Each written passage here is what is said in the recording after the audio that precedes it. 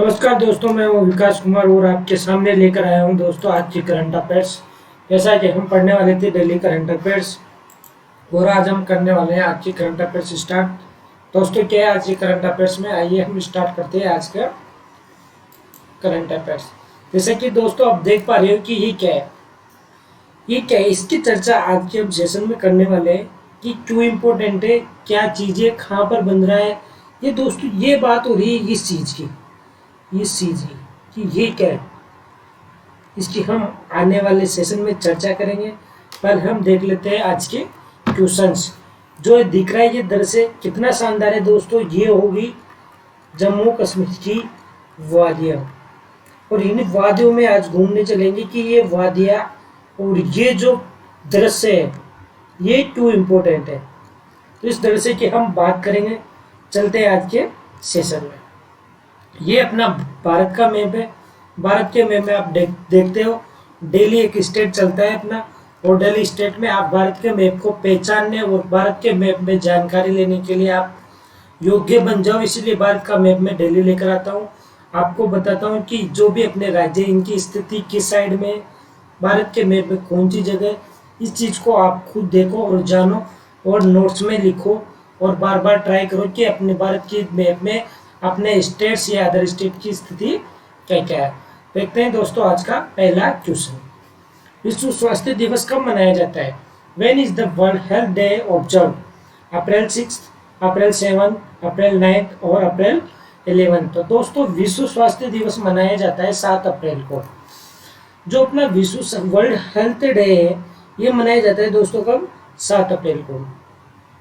और मोदी जी ने जब 7 अप्रैल को विश्व स्वास्थ्य दिवस मनाया जा रहा था तब एक बात बोलती, ये ऐसा दिन है जो हमारे ग्रह को, जो ग्रह मतलब पृथ्वी को स्वस्थ रखने के लिए दिन रात काम करने वाले सभी लोगों के लिए प्रति हमारी कृतज्ञता और प्रशंसा की क्या करता है, पुष्टि करता है। तो ये बात जो हमारे पीएम साहब है नरेंद्र मोदी जी, इनका कथन है। लेकिन यहाँ पर मुझसे पूछा गया है कि विश्व स्वास्थ्य दिवस कब मनाया जाता है, तो इतना सा ध्यान रखना है कि 7 अप्रैल को विश्व स्वास्थ्य दिवस मनाया जाता है। नेक्स्ट क्वेश्चन है, who launch the tribal health collaborative Anamaya? अब जो अनामया है आदिवासी स्वास्थ्य सहयोगी अनामया किसने शुरू किया है? तो दोस्तों आप जानते हो कि जो ये अनामया है, ये अनामया क्या चीज़ है, इस अनामया की बात हो रही है। तो अनामया एक योजना है जो कि किसके लिए लॉन्च की है? हेल्थ सेक्टर प्लस जनजातीय जो मामले हैं, जो जनजातीय लोग हैं, आदिवासी लोग हैं, उनके हेल्थ सेक्टर, उनके पोषण, उनका जो स्वास्थ्य से देखभाल है उसके लिए ये लॉन्च किया गया है अनामिया। ठीक है, तो ये हेल्थ सेक्टर की बात होती है तो अपने हेल्थ मिनिस्टर कौन है? डॉक्टर हर्षवर्धन सिंह। और जनजातीय मंत्री कौन है? जनजातीय मंत्री अपने अर्जुन मुंडा जी। तो इनकी यहाँ पर बात हो रही है, चर्चा हो रही है। इसका आंसर देखते हैं, डिटेल देखते हैं दोस्तों क्या डिटेल है।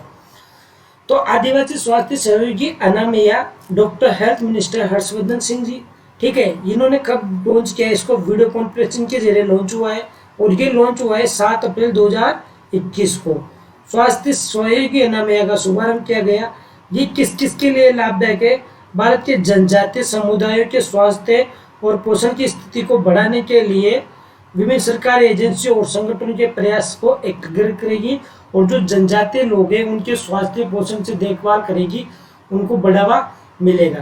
तो दोस्तों ये थी 7 अप्रैल 2021 को लॉन्च की गई है। कौन? अनामया डॉक्टर हर्षवर्धन सिंह और जनजातीय मंत्री अर्जुन मुंडा के द्वारा। नेक्स्ट क्वेश्चन देखते हैं, किस देश ने अपने नागरिकों सहित भारत के यात्रियों पर अस्थायी रूप से प्रतिबंध लगा दिया है?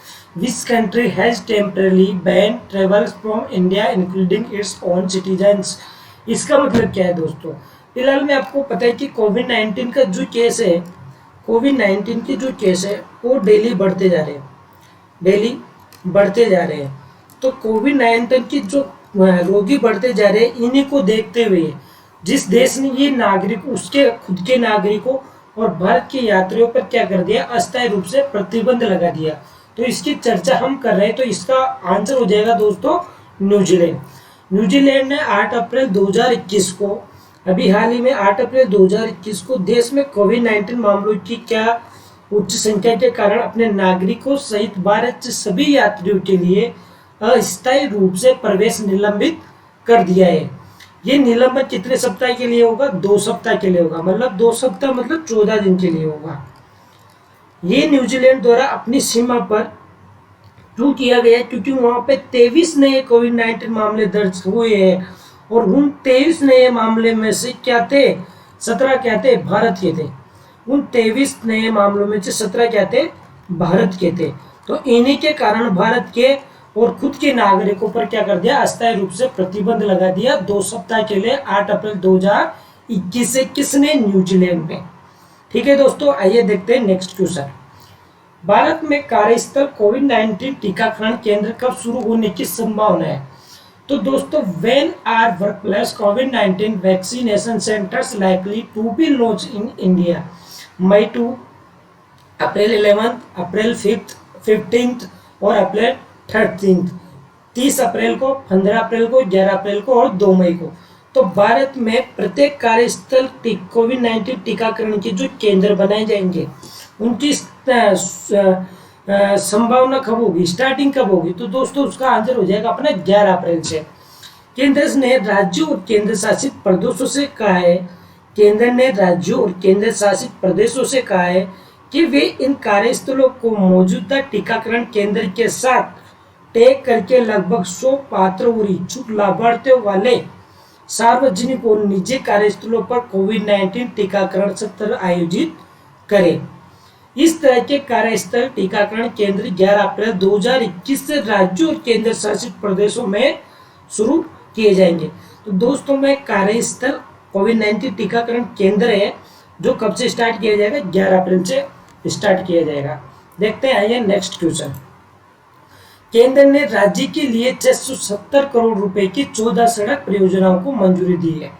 The centre has approved 14 road project worth rate 670 crore for which state?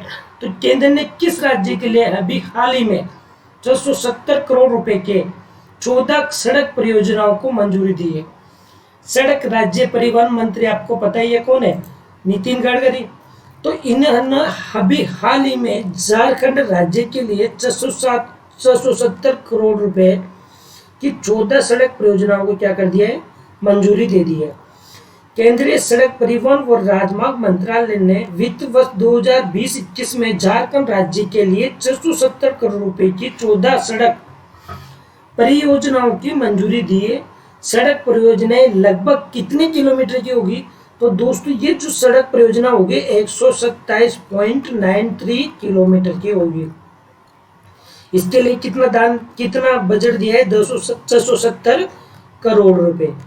केंद्रीय सड़क परिवहन एवं राजमार्ग मंत्री कौन? नितिन गडकरी ने 7 अप्रैल 2021 को ये जानकारी दी थी। ठीक है दोस्तों, आइए देखते हैं नेक्स्ट क्वेश्चन।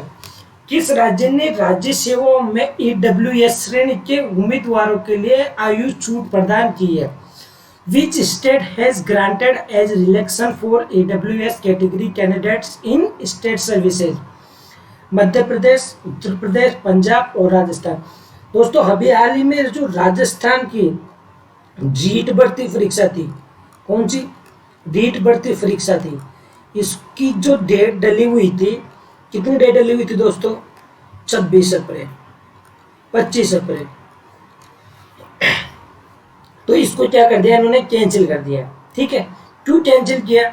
तो दोस्तों इसमें जानकारी मिली है कि जो राजस्थान सरकार द्वारा अभी हाल में EWS श्रेणी के जो उम्मीदवार हैं उनको आयु में छूट प्रदान की जा रही है और उनके वापस से रिफॉर्म हो रहे हैं, उनके वापस से फॉर्म भरे जा रहे हैं जिनके फॉर्म अभी तक अप्लाई नहीं हुए हैं। इस कारण रीट भर्ती को भी कैंसिल किया गया है, पोस्टपोन किया गया है। और अभी हाल ही में ये किसने किया है? ये किया है EWS श्रेणी के उम्मीदवारों के लिए छूट राजस्थान सरकार ने। राजस्थान सरकार ने 7 अप्रैल 2021 को राज्य सेवाओं में नियुक्ति के लिए अन्य आरक्षित वर्गों की तरह आर्थिक रूप से कमजोर वर्ग के EWS को अधिकतम आयु सीमा में छूट को मंजूरी दी थी। ठीक है, दोस्तों ये समझ में आ गया। अगला क्वेश्चन देखते हैं। दुनिया का सबसे ऊंचा रेलवे पुल चिनाब पुल कहाँ स्थित है? तो दुनिया का सबसे ऊंचा रेलवे पुल, दुनिया का सबसे ऊंचा रेलवे पुल चिनाब पुल कहाँ स्थित है? एक मिनट दोस्तों।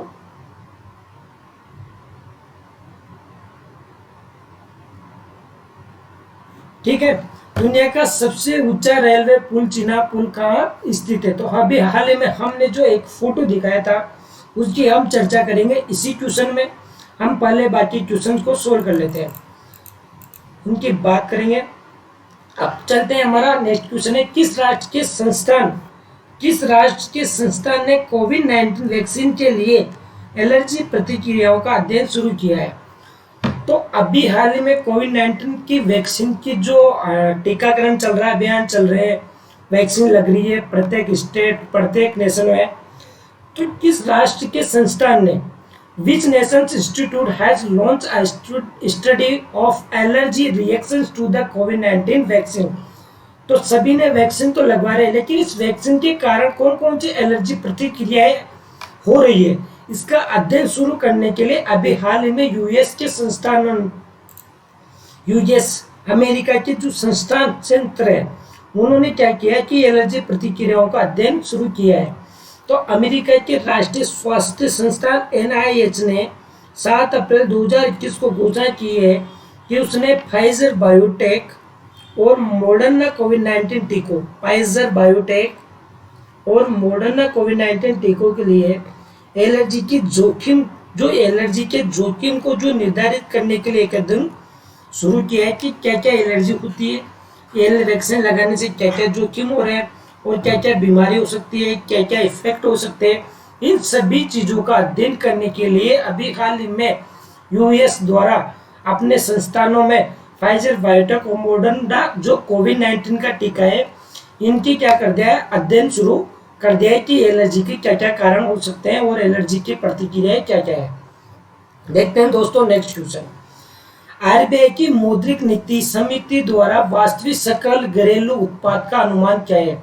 What is the real GDP projection by RBI monetary policy committee? 10.5%, 11%, 9.8%, 8.7%। तो दोस्तों आरबीआई की जो मॉनेटरी पॉलिसी है, कौन सी मॉनेटरी पॉलिसी है, तो इस मॉनेटरी पॉलिसी का वास्तविक जो जीडीपी है वो है दोस्तों अभी हाल ही में 10.5%। ये तो रहा अपने क्वेश्चन का आंसर। आरबीआई की हम बात करते हैं तो आरबीआई की स्थापना हुई थी 1 अप्रैल 1935 को। हेडक्वार्टर कहाँ पर इसका? हेडक्वार्टर है दोस्तों बम्बई में, ठीक है। और अभी हाल ही में इसके ये कौन है, देख शक्तिकांत दास, ठीक है। आइए देखते हैं इसकी एक्सप्लेनेशन।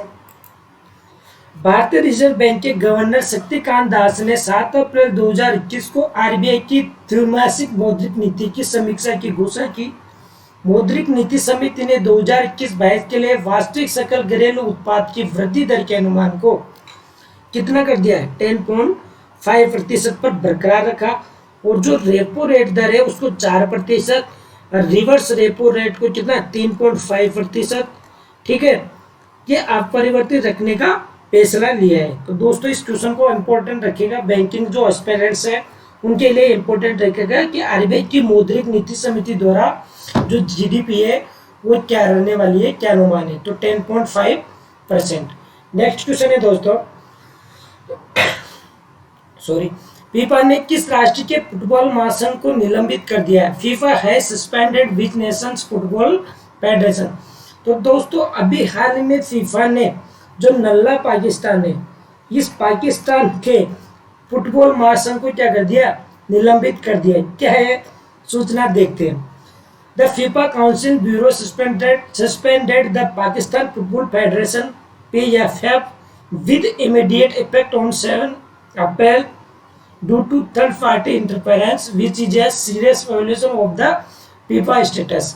फीफा काउंसिल ब्यूरो ने तीसरे पक्ष के हस्तक्षेप के कारण 7 अप्रैल 2021 को पाकिस्तान फुटबॉल महासंघ के को तत्काल प्रभाव से निलंबित कर दिया है, जो फीफा विधियों को गंभीर क्या कर रहा था, उल्लंघन कर रहा था।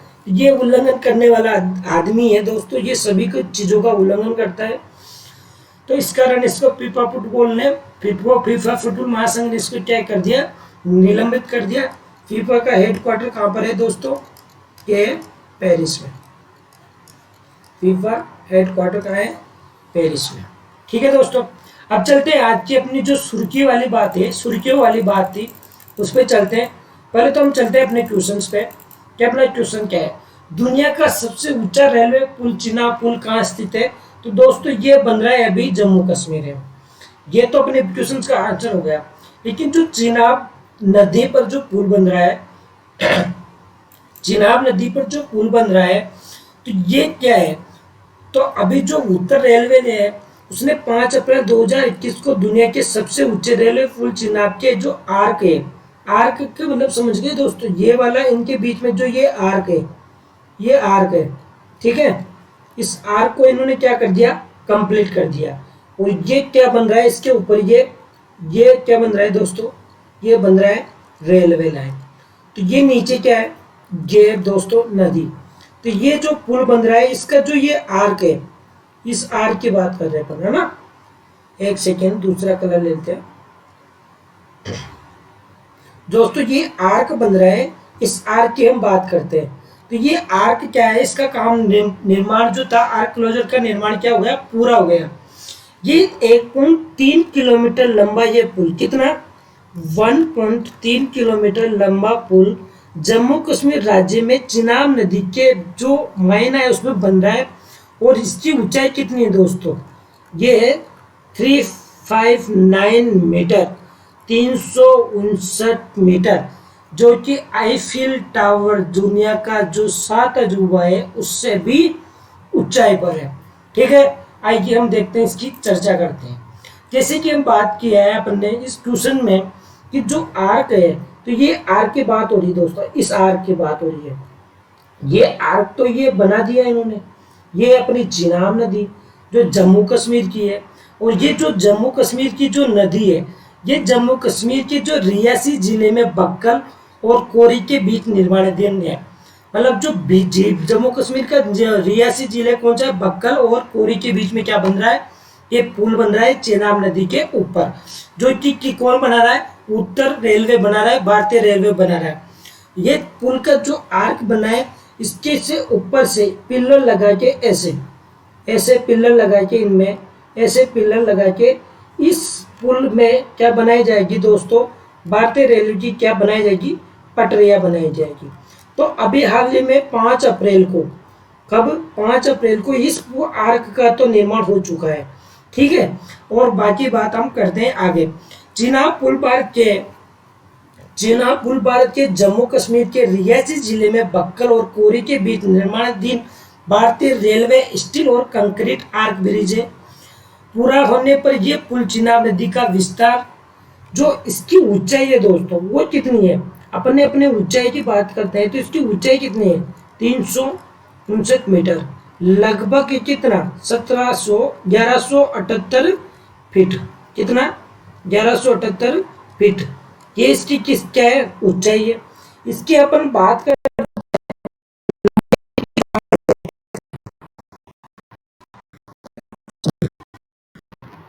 ये लंबाई है दोस्तों इस पुल की, तो ये कितनी है, 1.3 किलोमीटर, ये इसकी लंबाई है ना।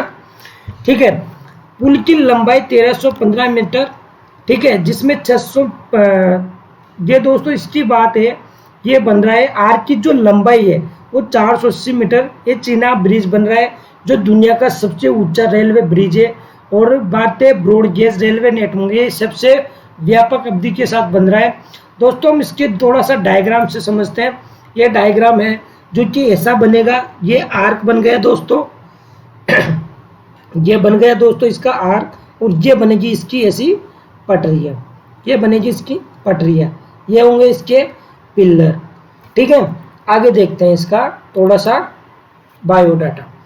जैसा कि आपको दिखाई दे रहा है कि ये चिनाब नदी पे ये आर्क, इसके साथ ये पुल, इसकी जो ऊंचाई है दोस्तों, ये ऊंचाई कितनी है, 359 मीटर। ये जो दिखाई दे रहा है दोस्तों, ये क्या है? ये है आईफिल टावर। क्या है? आईफिल टावर, जो कि दुनिया के 7वें अजूबे में एक है। इसकी जो लंबाई है, ऊंचाई है, ये है 324 मीटर।